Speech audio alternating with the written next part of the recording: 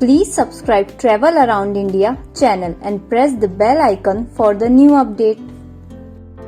राजस्थान के रणबांकुरों की शौर्य गाथाओं की कहानी कहने को आज भी चित्तौड़गढ़ दुर्ग का सूरज पोल सीना तान खड़ा है। हाय फ्रेंड्स, हम उस किले में मौजूद हैं जो कि भारत का सबसे बड़ा वह फोर्ट है जो कि 700 एकड़ जमीन में फैला हुआ है, जहां राजा और प्रजा एक साथ रहती थी। महाराणा कुंभा, महाराणा प्रताप की यादें यहाँ से जुड़ी हुई है। पद्मनी का जौहर इसी किले में हुआ था। राजस्थान आइए तो एक बार इस किले को जरूर देखिए। विजय स्तंभ, कीर्ति स्तंभ, जौहर भवन, कुंभा महल, तमाम वो चीजें यहाँ मौजूद हैं जिन्हें देखकर आप भारत के गौरवपूर्ण इतिहास से परिचित हो सकेंगे। कितना भव्य ये किला उस समय बनाया गया जिस समय ऐसे किलों की कल्पना भी नहीं की जा सकती। भारत के सबसे ऐतिहासिक दुर्ग चित्तौड़गढ़ दुर्ग आने के लिए सड़क व रेल मार्ग से चित्तौड़ पहुंचा जा सकता है। चित्तौड़गढ़ दुर्ग के अंदर 7 दरवाजे हैं और 7 दरवाजों के माध्यम से ही दुर्ग के अंदर जाया जाता है। इस किले को पहुंचने के लिए पेडल पोल, भैरव पोल, हनुमान पोल, गणेश पोल, जोड़ला पोल, लक्ष्मण पोल और राम पोल, ये 7 प्रमुख द्वार हैं जिसके अंदर से होकर हमें चित्तौड़गढ़ दुर्ग तक पहुंचना होता है। 700 एकड़ में फैले चित्तौड़गढ़ दुर्ग की अगर बात की जाए तो इसके अंदर स्थापत्य कला का जो नमूना देखने को मिलता है वो वाकई राजपूत शैली की, राजपूत वीरता की कहानी कहता है। इस फोर्ट के अंदर कुल 4 महल परिसर हैं, वहीं 19 मुख्य मंदिर हैं, 4 स्मारक हैं और 20 कार्यात्मक जल निकाय स्थित हैं। इसके अलावा चित्तौड़गढ़ फोर्ट का मीराबाई मंदिर, कुंभ श्याम मंदिर, श्रृंगार चोरी मंदिर, विजय स्तंभ और कीर्ति स्तंभ की कीर्ति देखते ही बनती है। करना जरे गौमुख भरे निर्भय नाथ की ठोर, करोड़ करोड़ युग कोई तपस्या करे तब कोई आवे गढ़ चित्तौड़। गढ़ में गढ़ चित्तौड़गढ़, बाकी सब गढ़ैया, ताल में ताल भोपाल ताल, बाकी सब तलैया, राजा में रामचंद्र, बाकी सब रजैया और रानी में रानी पद्मावती, बाकी सब रनैया।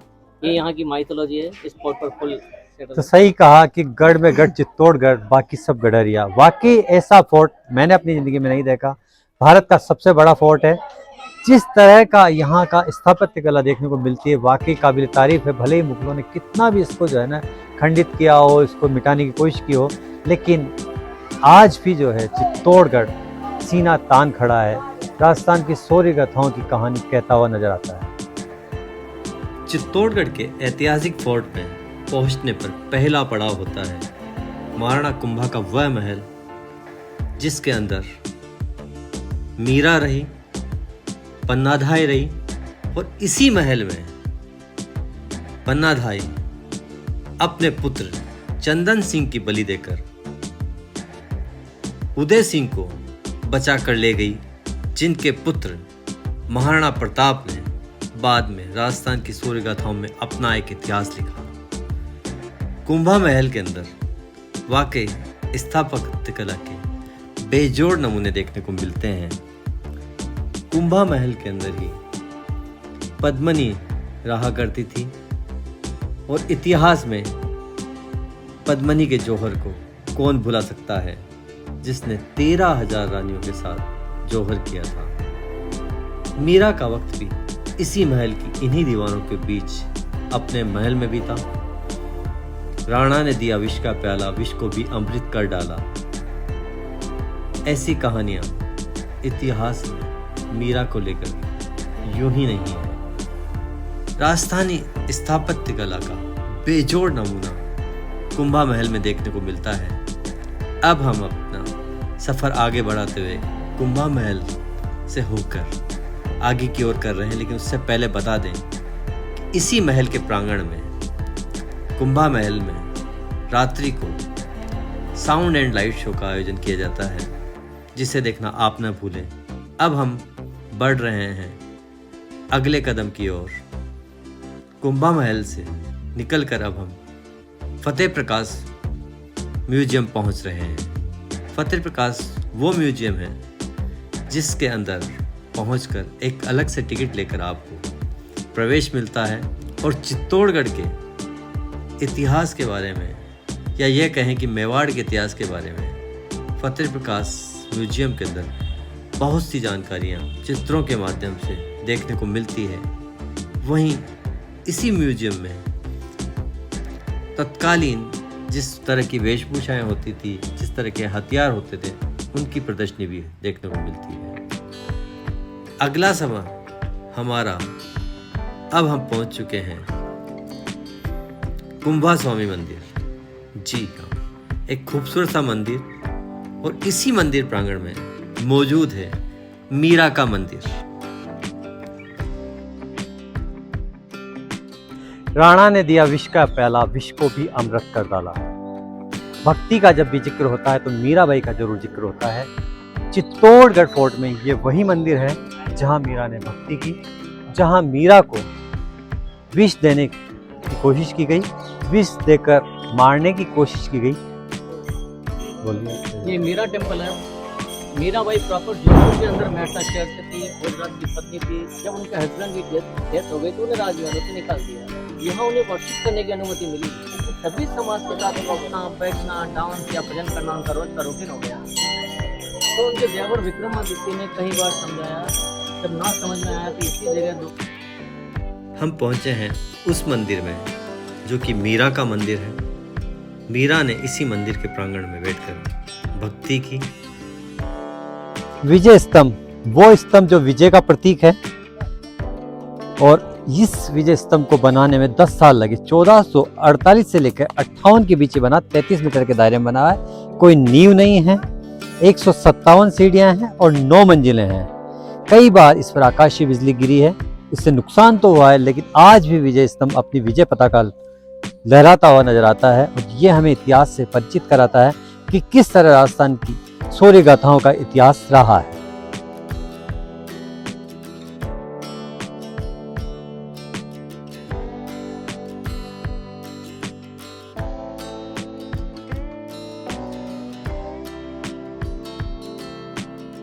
विजय स्तंभ से कुछ ही दूरी पर मौजूद है समिदेश्वर महादेव मंदिर। दक्षिण में मौजूद ये मंदिर बड़ा प्राचीन है, और इस मंदिर के अंदर शिवलिंग के पीछे दीवार पर शिव की त्रिमूर्तियां हैं। शिव के 3 मुख, सत, रज व तम के द्योतक हैं। मंदिर अगर निर्माण की बात की जाए तो इस मंदिर का निर्माण मालवा के राजा भोज ने करवाया था। 1427 चित्तौड़ के महाराजा मोकल ने इसका जीर्णोद्धार कराया। इस मंदिर में 2 शिलालेख भी मौजूद हैं।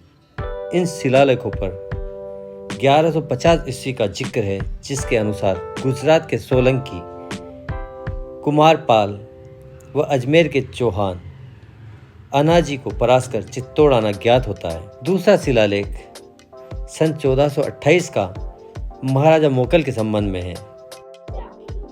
प्रकृति, आस्था और चमत्कार का एक रूप चित्तौड़गढ़ फोर्ट में देखने को मिलता है। गोमुख निरंतर जो है एक जल की धारा गोमुख से प्रवाह हो रही है। हम अब उसी कुंड में जा रहे हैं। हमारे साथ अखिलेश हैं, बात बताएंगे कि किस तरह का इतिहास रहा है, किस तरह पर्यटक यहाँ पहुँचते हैं। एक्चुअली सभी यह मान्यता करते हैं कि 4 धाम यात्रा करने के बाद जब यहाँ स्नान करने के जाते हैं तो उसका यात्रा करना परिपूर्ण हो जाता है।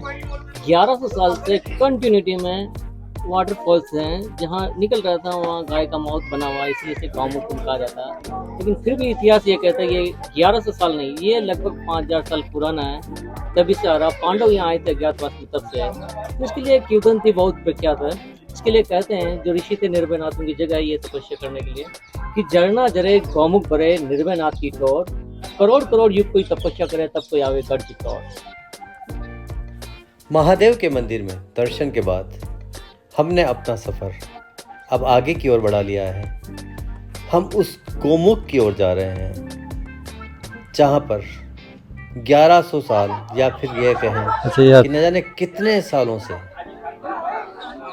निरंतर जल की धारा गोकुंड में बह रही है।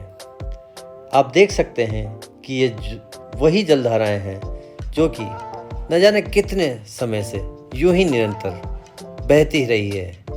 यहाँ पहुंचकर लोग अपने आप को गौरवान्वित महसूस करते हैं कि वह गवाह बने हैं इन सब के। चित्तौड़ का दुर्ग प्राकृतिक सौंदर्य की छटा बिखेरता नजर आता है और इसी गौमुख के पास से दीवारों पर से चित्तौड़ का जो दृश्य नजर आता है, आज का चित्तौड़ वाकई अपने अतीत के गौरव की कहानी कहता हुआ नजर आता है। इतिहास में जिक्र होता है जब जौहर का, तो सबसे पहले और सबसे बड़ा जौहर जो है वो कहलाता है चित्तौड़गढ़ का जौहर। मेरे पीछे ये वही मैदान है जो कभी अतीत में गहरा 50 फीट का गड्ढा था, जहां रानी पद्मिनी के नेतृत्व में हजारों की तादाद में रानियों ने, दासियों ने और अन्य महिलाओं ने जो वहाँ रहती थी, उन्होंने एक साथ जौहर किया था अपनी अस्मिता बचाने के लिए। सूरज ढलने की ओर है और अब हम बढ़ रहे हैं आगे कीर्ति स्तंभ। जी हाँ, कीर्ति स्तंभ को देखने। वहाँ पहुंचकर हम आपको बताते हैं कि क्या है कीर्ति स्तंभ की कहानी।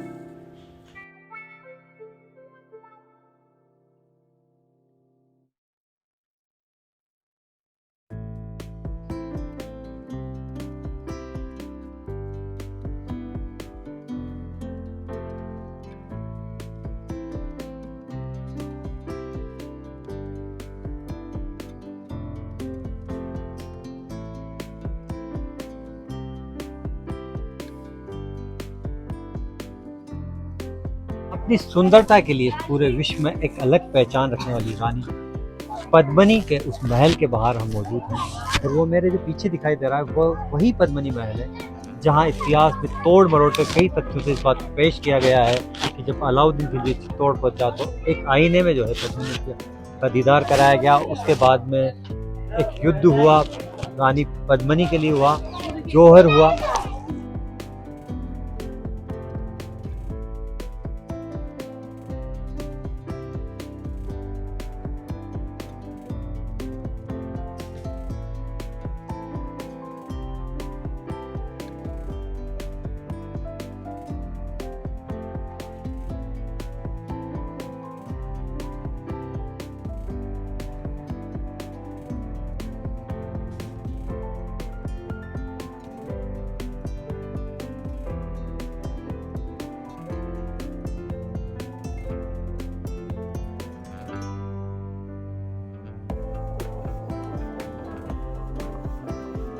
आप जब भी चित्तौड़ आइए तो चित्तौड़ के कुंभा महल में आयोजित होने वाले साउंड एंड लाइट शो को देखना कभी मत भूलिए। Please subscribe Travel Around India channel and press the bell icon for the new update. Thank you.